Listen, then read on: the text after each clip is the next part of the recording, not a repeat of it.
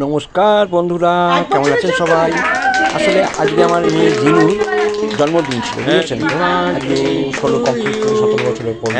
ওর জন্মদিন উপলক্ষে বাড়িতে একটা ছোটো পারিবারিক অনুষ্ঠান করেছিলাম।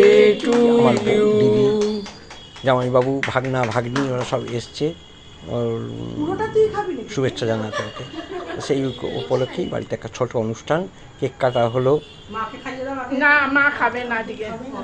কেকগুলো সবাইকে খাইয়ে দেওয়া হলো, যেভাবে আমরা আর 5টা মানুষের মতো জন্মদিন সেলিব্রেট করি সেইভাবেই করার চেষ্টা করি। একটু খাওয়া দাওয়ার ব্যবস্থা ছিল, একটু ফিশ ফ্রাই হয়েছে, একটু চিকেন কাটলেট হয়েছে, যে যেটা খায় পছন্দ করে। অনেকে তো চিকেন পছন্দ করে না, তাদের জন্য ফিশ ফ্রাই ছিল। ওর বন্ধুরা সব করছে, সেলফি তুলছে। সেলফি তোলা হয়ে গেল, একে একে করে সবাইকে খেতে বসালাম। কেউ খেতে বসতে চায় না, সব খেলা নিয়ে ব্যস্ত।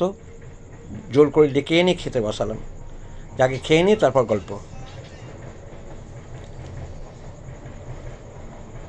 এইভাবে ছোট্ট একটা পারিবারিক অনুষ্ঠানটাকে আজকে সন্ধ্যাটা উপভোগ করলাম।